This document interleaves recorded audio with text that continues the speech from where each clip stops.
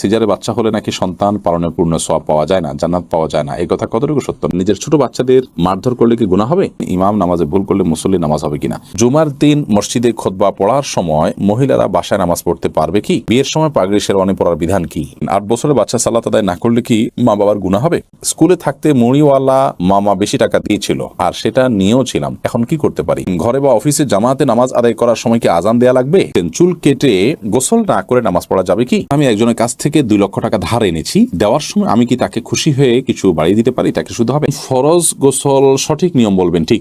Bank loan নিয়ে সেই টাকা বিদেশ গেলে ইনকাম কি হালাল হবে? আমাদের সমাজে প্রচলিত আছে শুক্রবার জুমার সালাতের আগে কোরআন তেলাওয়াত করতে পারে না, ব্যাপারে আপনার মতামত কি? আর দেরি না করে চলুন আপনাদের জিজ্ঞাসার জবাবের আলোকিত ভুবনে আমরা প্রবেশ করি। রবিউল ইসলাম মিয়াজি আপনি লিখেছেন, বিয়ের সময় পাগড়ি শেরওয়ানি পরার বিধান কি? এটা মুবাহ বা জায়েজ। বিয়ের সময় পাগড়ি বা শেরওয়ানি পড়তে হন কোনো কথা নেই। বিয়ের সময় কিছুটা আনন্দ করা, কিছুটা আনন্দ প্রকাশ করা এবং সামাজিক যে সমস্ত কালচারগুলো বিভিন্ন সমাজে আছে সেগুলোর কোনোটার সাথে যদি শরীয়তের মৌলিক কোনো নির্দেশনার সংঘর্ষ না হয়, কোনো নির্দেশনা লঙ্ঘন না হয়, তাহলে সেগুলো করাতে কোনো অসুবিধা নেই। অতএব শেরওয়ানি পড়লেন বা আপনি অন্য কোনো কুর্তা পড়লেন বিয়ের জন্য স্পেশাল, সেগুলো শরীয়তের কোনো বিধানকে যদি লঙ্ঘন না করে, যেমন সেটা যদি পুরুষদেরটাতে রেশমের না হয় বা স্বর্ণখচিত না হয়, কোনো অসুবিধা নেই ইনশাআল্লাহ বিদিনিল্লাহ। কিন্তু এটা করা যে সুন্নাহ, ব্যাপারটা সেরকম নয়। মোহাম্মদ আনিক হোসেন লিখেছেন, ইমাম নামাজে ভুল করলে মুসল্লি নামাজ হবে কিনা?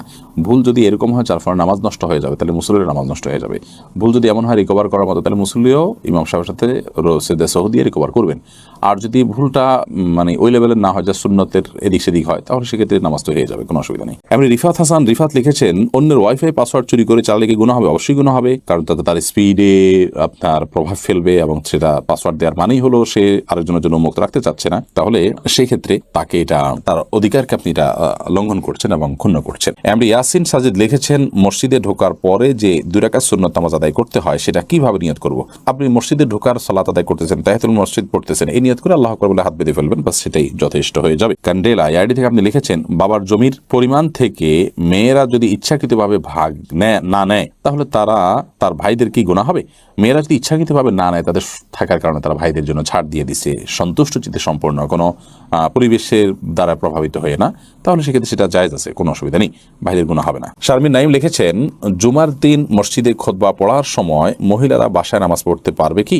জুমার দিন মসজিদে খুতবা চলুক কিংবা তার আগে হোক বা পরে হোক, ওয়াক্ত শুরু হয়ে গেছে জোহরের, যে কোনো সময় মায়েরা বাসায় নামাজ পড়তে পারবেন। খুতবার সময় নামাজ পড়া যাবে না মহিলার জন্য বাসায়, কোনো কথা নেই। হ্যাঁ, খুতবার সময় মসজিদে যারা আছেন তারা খুতবা শুনবেন, তারা নামাজ পড়বেন না, কিন্তু বাসা বাড়িতে আছেন, মাইকে হয়তো শোনা যাচ্ছে, তাদের জন্য খুতবা শোনা ওয়াজিব নয়, কারণ তারা এই জমাতে শামিল হননি, যার কারণে তারা এরপর নামাজ পড়তে পারবেন। এরপরে আফিয়া ইবনাত আনিসা আপনি লিখেছেন, 8 বছরের বাচ্চা সালাত আদায় না করলে কি মা বাবার গুনাহ হবে? না, এর কারণে মা বাবার গুনাহ হবে না, কারণ 7 বছরের সালাতের নির্দেশ করতে বলা হয়েছে, 10 বছরে সালাত না পড়লে শাসন করতে বলা হয়েছে। প্রাপ্তবয়স্ক হওয়ার সময় থেকে তার জন্য সালাত পড়াটা মূলত আবশ্যক।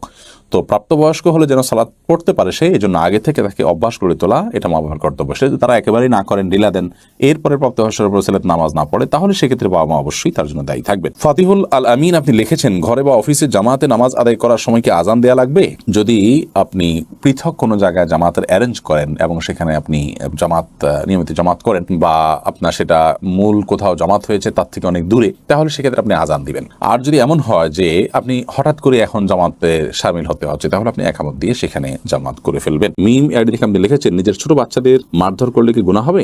মারধরটা যদি হয় একেবারেই অল্প স্বল্প জাস্ট শাসন সুলভ, তাহলে সেখানে অসুবিধা নেই, কিন্তু যদি মারধর হয় সীমা লঙ্ঘন করে শিশুর প্রতি নির্যাতনের লেভেলে চলে যায়, তাহলে সেক্ষেত্রে অবশ্যই গুনাহ হবে। কারণ মা বাবাকে শিশুর মালিক বলে বানিয়ে দেওয়া হয় না যে তারা শিশুর উপর অত্যাচার করতে পারবেন, সে সুযোগ কিন্তু মা বাবারও নাই। অতএব শিশুকে যদি এত বেশি মারা হয় যেটা অত্যাচারের লেভেলে চলে যায়, তাহলে সেটা জায়েজ নয়। শাসনের প্রয়োজনে যতটুকু মারা যায় ততটুকু মারতে হবে। শিশুদের প্রহারের ব্যাপারে আমার একটা ভিডিও আছে, যে দেখে নিতে পারেন। সেখানে রাসূল আকরাম সাল্লাল্লাহু আলাইহি ওয়াসাল্লামের হাদিসের আলোকে কয়েকটা মূলনীতি বলা আছে। তার মধ্যে একটা মূলনীতি হলো, সাধারণত শাস্তি স্বরূপ শুধু শিশু নয়, এটা অন্য যে কারোর জন্য প্রযোজ্য, শরীয়তে যে হদ বা বিভিন্ন পাপের যে দণ্ড রাখা হয়েছে, সর্বনিম্ন 10 বেত্রাঘাত, এই দণ্ড যেন ক্রস না করে, তাহলে আল্লাহর দণ্ডের উপরে আপনার শাসন যেন ক্রস না করে। 2, 4, 5টা বাড়ি দিলেন, সেটা আবার ওই যে আপনার শরীয়তে যে বেত্রাঘাত করতে বলা হয়েছে সেই মাপের যেন না হয়।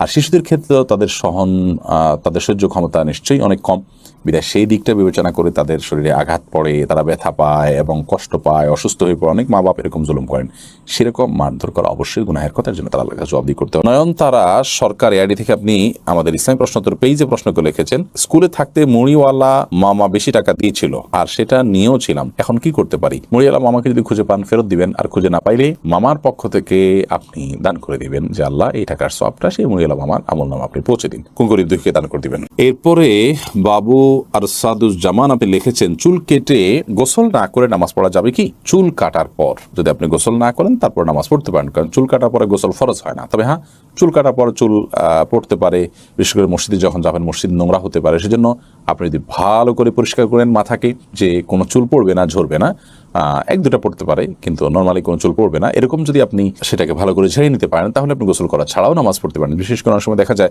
চুল কাটার পরে এখন আমি গোসল করতে গেলে জামাত ছুটে যাবে, তাহলে আপনি জামাতকে অগ্রাধিকার দিয়ে গোসলকে বিলম্ব করবেন। চুল কাটলেই গোসল করতে হবে এমনটি বাধ্যতামূলক নয়, তবে আল্লাহর ঘর যাতে নোংরা না হয় সে দায়িত্ব আপনাকে নিতে হবে, অন্যথায় গোসল করে পুরো ফ্রেশ হয়ে তারপরে যাবেন। এরপরে আয়ান ইসলাম আপনি লিখেছেন, আমি একজনের কাছ থেকে 2 লক্ষ টাকা ধার এনেছি, দেওয়ার সময় আমি কি তাকে খুশি হয়ে কিছু বাড়িয়ে দিতে পারি? এটা কি শুধু হবে না? এটা শুধু হবে না, বরং একটা হাদিস দ্বারা এটাকে অনুমোদন করা হয়েছে। একটা হাদিসে নবী করিম সাল্লাল্লাহু আলাইহি ওয়াসাল্লাম এর জন্য নির্দেশনাও দিয়েছেন, কারদে হাসানা, কেউ আপনাকে দিয়েছেন লোন, আপনি পরিশোধ করার সময় আপনার নিজে থেকে কিছু বাড়িয়ে তাকে দিলেন, এটা জায়েজ আছে। তিনি এটার জন্য কোনো আশা করলেন না, অর্থাৎ তিনি পাবেন কি পাবেন না গুনাহ করে তার হয়তো মাথায়ও নেই, তিনি জাস্ট মূলটা পাবেন সে আশাই তার আছে।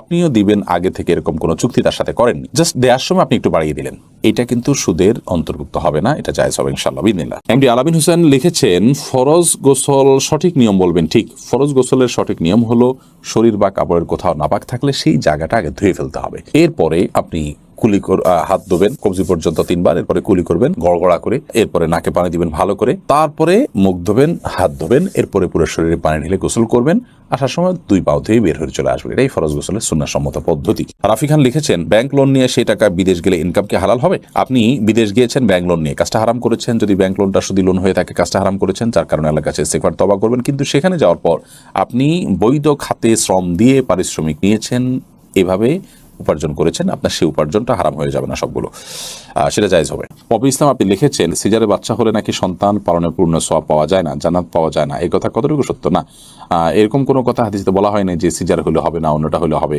এরকম কোনো পার্থক্য হাদিসে করেনি, আমরা কিভাবে সেটা করব। তানিয়া সুলতান লিখেছেন, আমাদের সমাজে প্রচলিত আছে শুক্রবার জুমার সালাতের আগে কোরআন তেলাওয়াত করতে পারে না, ব্যাপারে আপনার মতামত কি? সম্পূর্ণ ভিত্তিহীন কথা। জুমার সালাতের আগে তো আরো বেশি করে তেলাওয়াত করতে হবে, বিশেষ করে সূরা কাফ তেলাওয়াত করতে হবে, বিধায় জুমার সালাতের আগে কেউ চাইলে তেলাওয়াত করতে পারেন, কোনো নিষেধাজ্ঞা নেই। রাজ আহমেদ আপনি লিখেছেন, ইদানিং ফেসবুক ইউটিউবে দেখতে পাওয়া যায় অনেক হুজুর জিন জবাই করে, এগুলো কতটা সুন্নাহসম্মত? না, জিনকে জবাই করার কোনো সুযোগ নেই। মানুষ হত্যা করা যেরকম গুনাহ, অন্য কোনো প্রাণীকেও হত্যা করা এটা অপরাধ এবং গুনাহ। অতএব আপনার জিন আপনাকে বিরক্ত করছে, আপনার ডিস্টার্ব করছে, আপনাকে প্যারা দিচ্ছে, সেজন্য আপনি জিন ধরে আটকে ফেলবেন, মেরে ফেলবেন। রুকিয়া বা এই যে ঝাড়ফুঁক আছে, সেই ঝাড়ফুঁকের সুন্নাহসম্মত পদ্ধতি বা শরীয়ত সম্মত পদ্ধতি এটি নয়। ইউটিউব চ্যানেল সাবস্ক্রাইব এবং ফলো করতে ভুলবেন না।